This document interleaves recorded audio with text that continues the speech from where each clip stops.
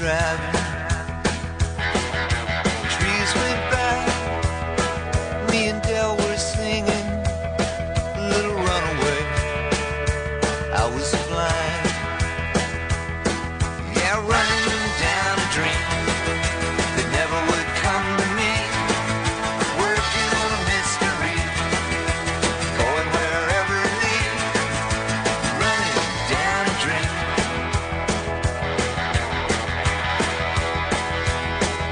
I felt so good, like anything was possible. Hit cruise control and rub my eyes.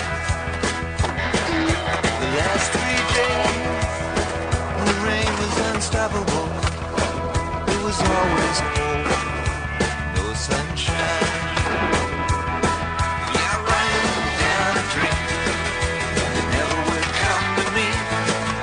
Working on a mystery, going wherever it leads. Running down a dream.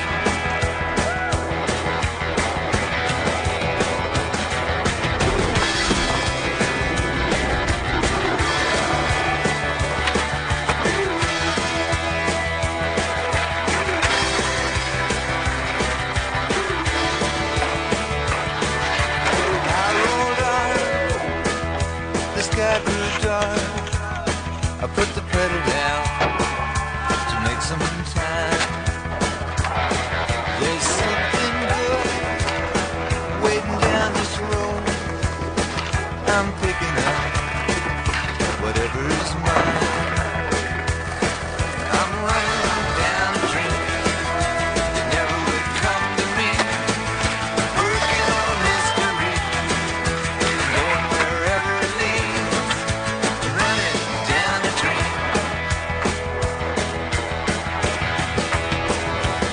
Yeah, I'm running down a dream that never would come to me. Working on a mystery, going wherever it leads. I'm running down a dream.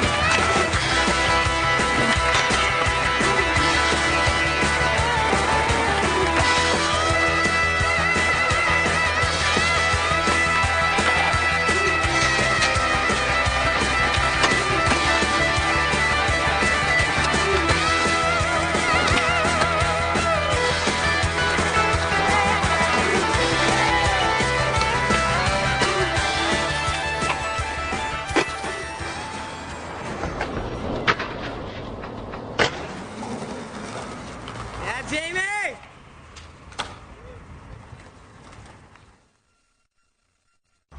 My favorite trip of all time I've been on so far would be my first trip to Australia.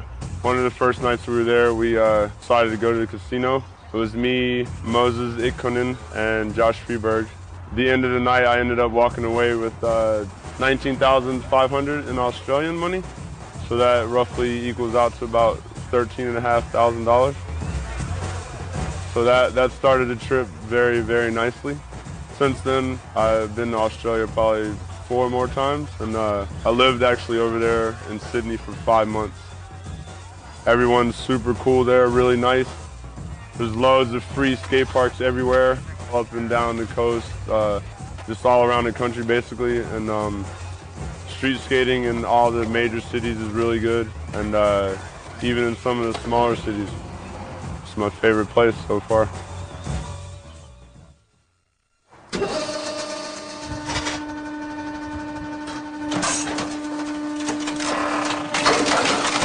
The junkyard dogs started out with Ballard. Just call me up on my phone and tell me he has a project that he's got planned in a junkyard. It was like, okay. It's kind of a nightmare when you do something like this. It's a lot of work. You got to do a lot of stuff, a lot of heavy lifting and all that. Yeah, we did a lot of building.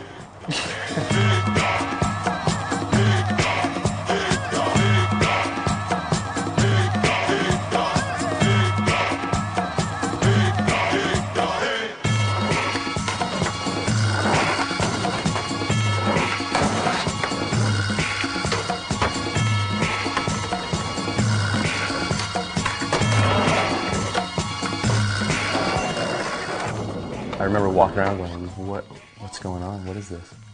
And if I went around the corner and was like, oh my gosh. Daewon was there, like Steve was there already, like just going ballistic. I didn't really know what to think. The roof to roof looked really dangerous. I was peeking in like, what? It didn't look that fun.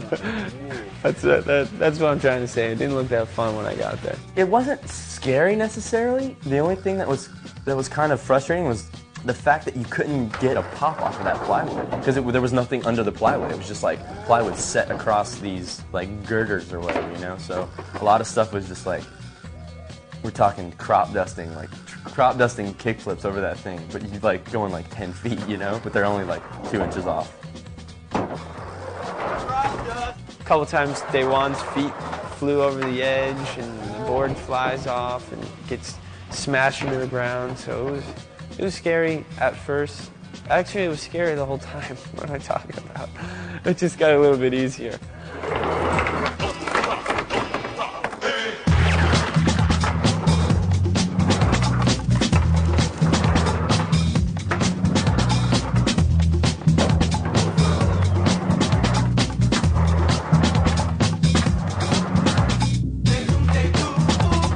Daewon fakey flipped it without hitting his tail. He actually like did the runoff thing where you miss and he still made it across.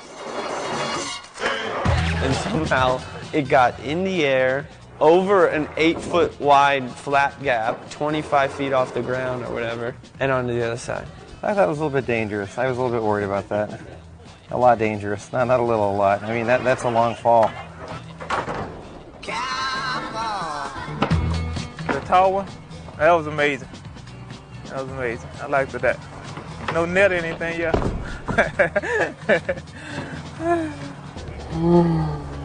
Jonathan McClenny and driver, wrecker, a little bit of everything, dismantling. But Nathan was the sweetest, like, because he was down to do anything. You could tell he genuinely really liked what we were doing.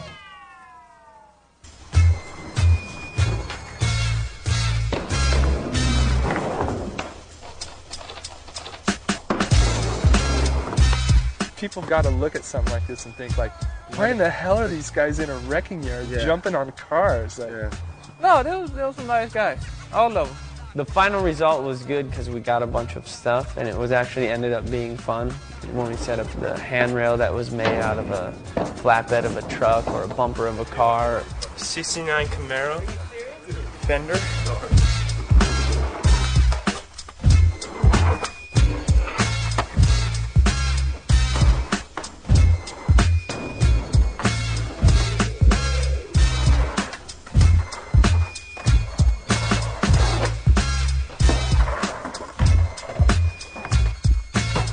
That car with the 2 jumps in the middle. It wasn't too far across, but it had a tranny effect, so whenever you did a trick over, you did float, but you caught a tranny on the way in. It's just more of a, it was just like skating on a pillow, man. It was so sick, dude.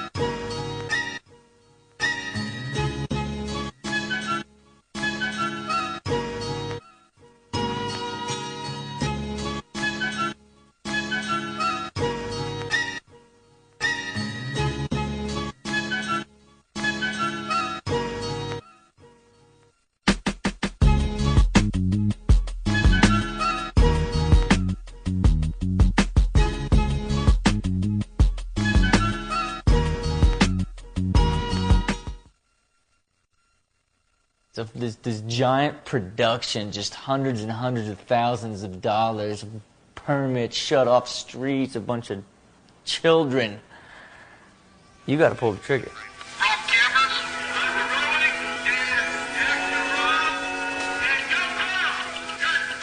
The original idea of the commercial, it came really from the Beatles' A Hard Day's Night. You know, like, just the idea that people are such a celebrity and so in demand that they're being chased by a bunch of people, especially screaming girls. We took that to the director that we had chosen, a guy named Kevin Kerslake, who's a fairly famous director out of Hollywood for doing music videos and commercials, stuff like that. Like, and he actually went in and did a more complete script with better sketches for each scene. Camera angles, everything. You know, even the rail, they had photos like drawn of the rail and Rob on it. We had a meeting, like, you know, a little creative meeting, as they say in the business. We actually met at the place where that rail was, and we looked at it and kind of laughed, you know, about how big it was and stuff, and Rob was like, no, I would do that. You know, keep in mind, once again, full-scale claiming, seen as like the biggest rail I've ever been on is like maybe a 12-stair. Rob just liked it so much, we said, what can we do here to get these people to give us permits to do this? We tell them, hey, there's going to be no property damage here whatsoever.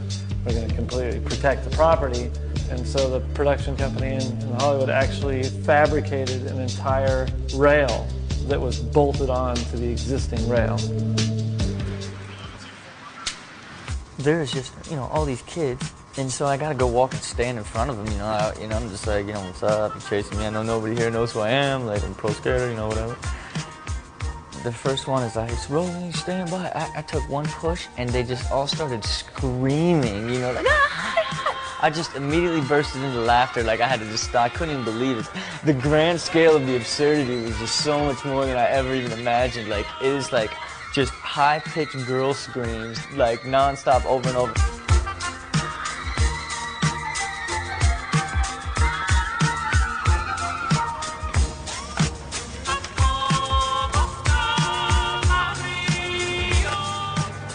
On top of that, whatever, like, you know, you got your catering and there's just production and wardrobe and just, it was just like so hardcore. Like, I had just no idea. There's like 15 cops, you know, like streets are blocked off.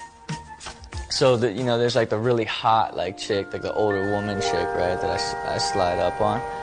I'm like, what's up? You know, like, whatever, just shut me down. I can't even concentrate. I don't even want to do any of this stuff. Like, let me just get to this rail. I got to get through this, you know? It was just all pressure. Rob had two tricks he had to do, the kickflip at the end and the rail. And it was a lot of pressure because it was the fact that he had 40 people chasing him and about 60 people sitting around this square area just watching. A lot of money sitting on the line for him to go perform, and it wasn't like, I'm a little tired today, I'm gonna go home and rest. It was, boom, you gotta perform now. So it gets way more serious, and now it's just like, rolling, stand by, action, push, you know, and like, of course, I'm cursing up a storm. You know, and the guy's like, well, the kids around here, you know, I'm not to have you gotta tone down the language. I'm like, can't help you. When I couldn't pull the trigger, I was like, you don't grind this thing. You can't walk away from this, you know, like, there's just, you can't. I would keep hearing like, hey, Rob, we know you can do it. You got it, Rob. We know you can do it. Just girling me. You know, they can't even imagine, like, the mental torment I'm going through. Like, I was just so freaked out, just so shook that I'd even committed to it. Dude, all you gotta do is do it. Just do it. Just do it. So stand by. Rolling.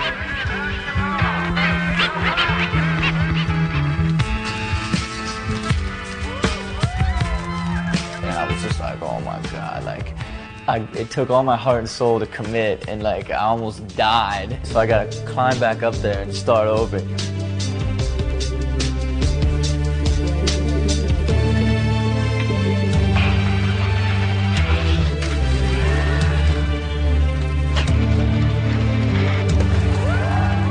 When I started rolling and like realized that I had made it, it was just like I almost cried. It was just ridiculous.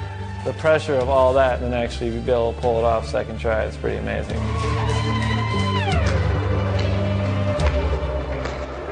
everyone there was kind of family oriented, you know, and like was like, this guy's an all right guy, you know, he's nice, he's friendly, he's, you know, it takes him a couple tries, maybe he cursed a little bit on the big rail, but it was full-fledged, just curse fest, board throwing, just potty mouth chaos. That's what happens when the demon's out. You just grind at a 20 stair and you can't land a kickflip. That'll make you snap real quick.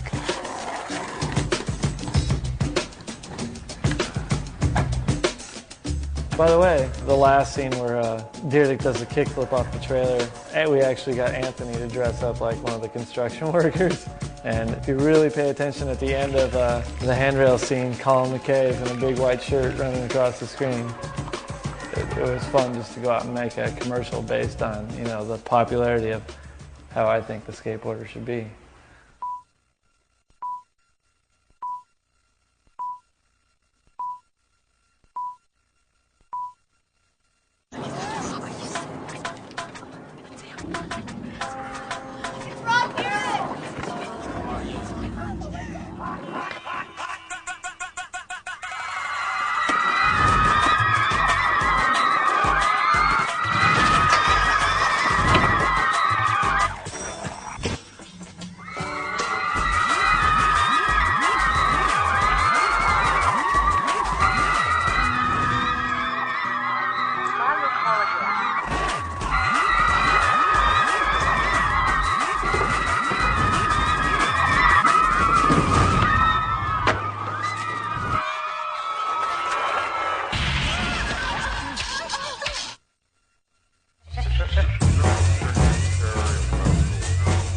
Unfortunately, Rhythm's not around anymore, but I felt really fortunate to work on that project. A lot of great skateboarders were in that video.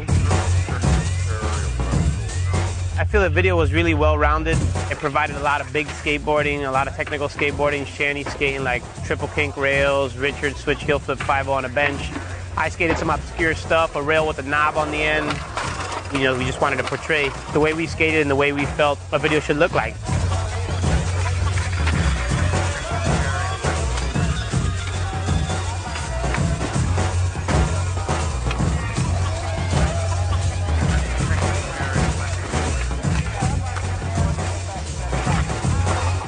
I think it was really amazing to see such a strong part from Shanny.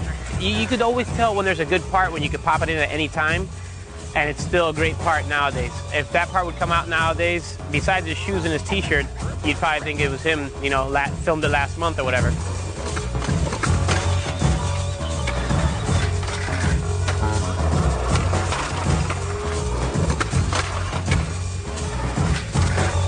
You should check it out if you get a chance somehow. Maybe one of your buddies got it or something, I don't know.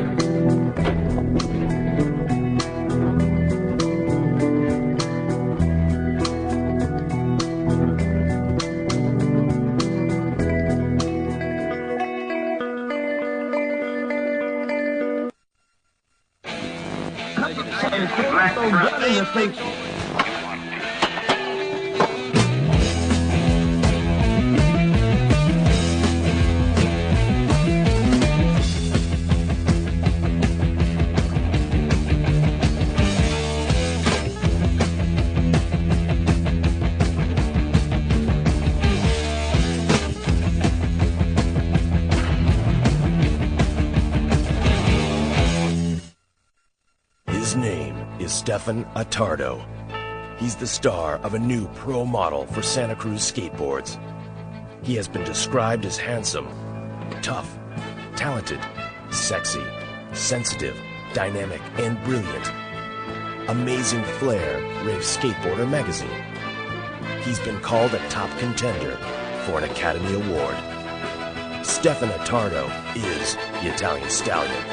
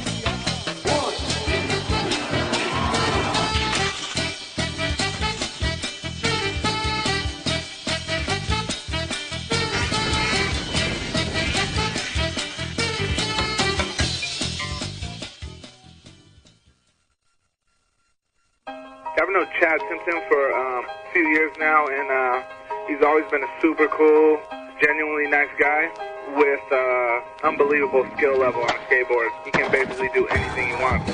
Psyched to have him on the team, and you can see Tim and the rest of the New Deal squad in the first New Deal video of the millennium, currently in production.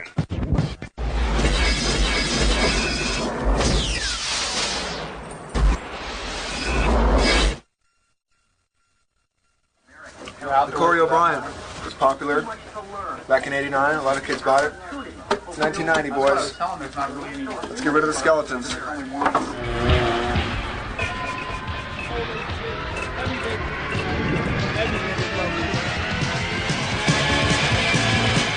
In the early 80s, skateboarding started off pretty slow. You guys got a dime? Shove off. But things picked up around 1984 as the skateboard craze boomed again. Companies like Paul Peralta, Vision, and Santa Cruz were the industry giants, while backyard pools and punk rock ruled the day.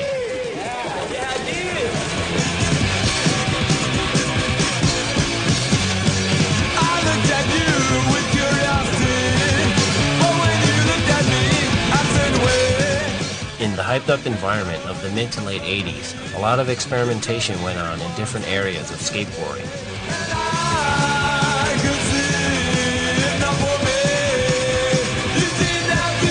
As the industry grew, some of the people within it began to question the direction it was taking. He had to deal with a lot of non-skaters. That was weird. That was one thing. That's a big thing. I think it was also just like the advertising and the style of marketing and the way all the pros were being used. It just felt really, for me anyway as a pro, I just felt like too much of a commodity. Basically, by the end of the 80s, it kind of got old.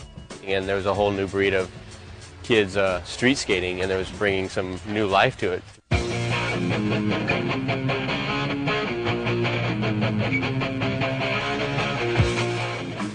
Me and my buddies, we would just go street skate around, and during that time, it was just left to our imagination, like, oh man, let's try this trick, or we see guys from other towns and tripping out on the tricks that they were doing, and you're like, whoa, I never thought of that.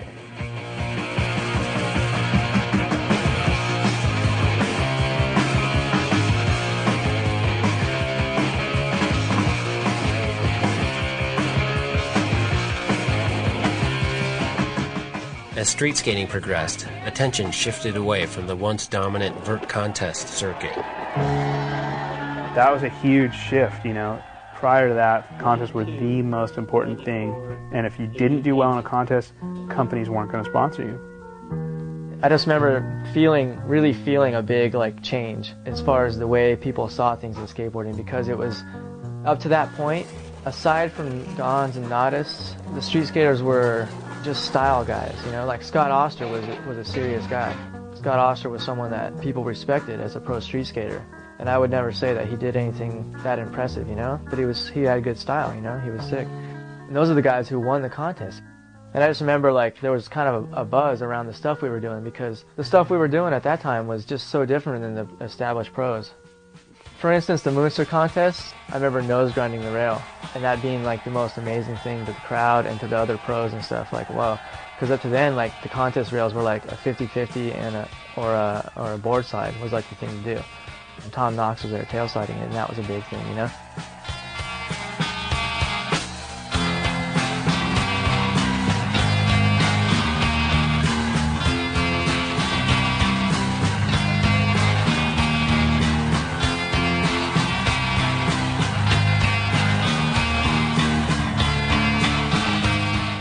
I think not only were the tricks and stuff in the 80s coming to a head, just the old school to the new school stuff, I think that the industry itself needed to be revolutionized or sparked up too, because it went kind of crazy for a while, kind of killed itself.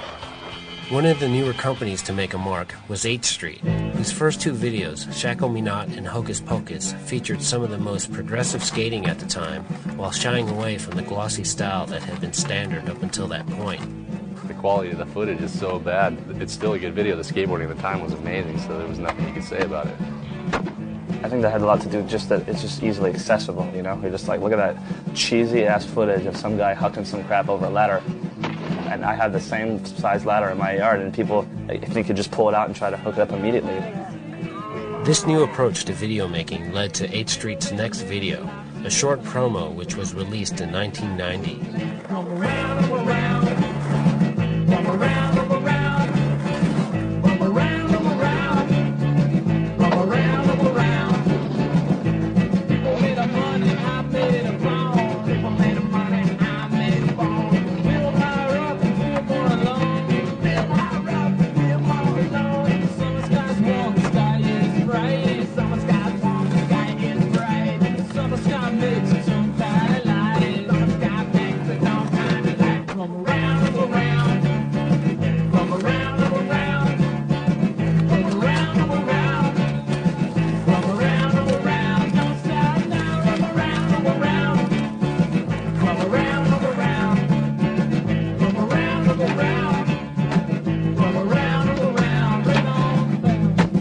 Guys just kind of brought it to a new level. And all of a sudden there was a whole new genre of stuff to try and kind of go berserk on. So obviously people being creative as skateboarders are, whatever, it turns all kinds of crazy ways.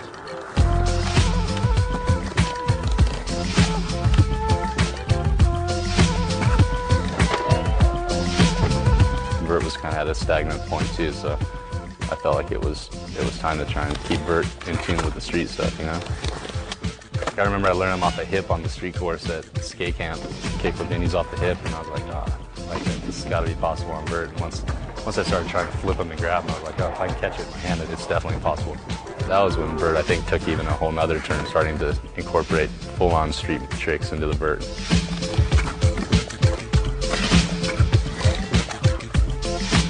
You know, skateboarding has to change. Everything has to change or else it dies.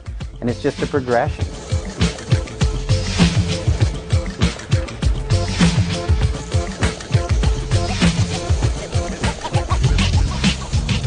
During 1990, everything within skateboarding was beginning to change. All of a sudden, all these skateboarder-owned skateboard companies come out. Several new companies were formed around 1990, including Alien Workshop, Black Label, Foundation, New Deal, Planet Earth, Real, Lined, and foremost among them was World Industries, headed by a controversial former freestyle and street skater named Steve Rocco. He was gutsy, but he's also smart and did a lot of smart moves. And I think he was pretty successful in that he made the big companies look like bad guys. As the skaters continued to run the business, function became more heavily emphasized, putting an end to many 80s trends such as wildly varying board shapes. You can tell, I mean, everything all of a sudden became really cool all of a sudden, right? I mean, everything, like the wheels got small, everything kind of started looking cool, like the way you wish it would have been for a long time, you know?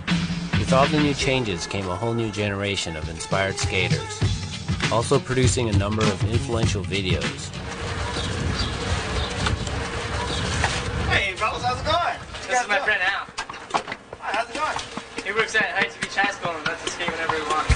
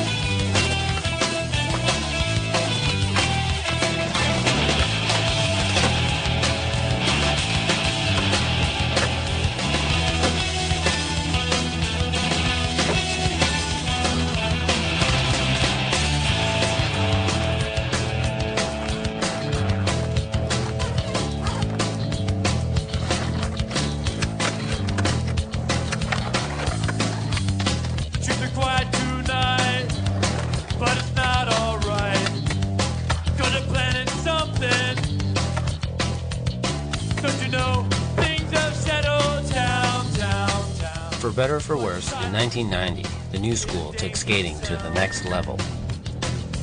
We must, we must, we must. We must, we must, we must, we must. We must, we must, we must, we must. We must keep our eyes open.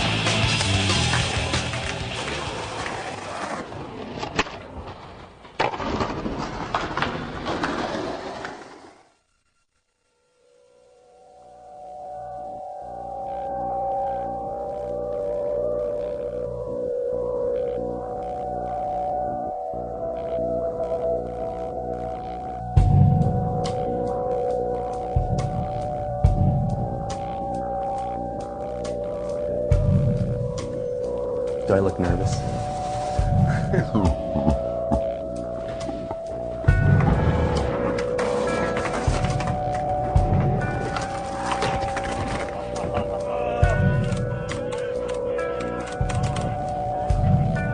All right.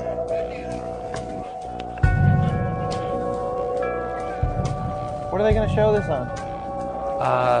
And it just wasn't working out for me that day. And I finally did it. Like big stuff, little stuff, switch stuff, nollie, regular, babbling. You know, and I'm just happy that we were able to do a commercial that has a legit, you know, TV conceptualness, but at the same time it has amazing skateboarding in it. Because, I mean, that's how we like to represent ourselves, you know? 100%. Pulling the trigger on the, staring down the barrel of a 20 and pulling down the trigger, pulling up.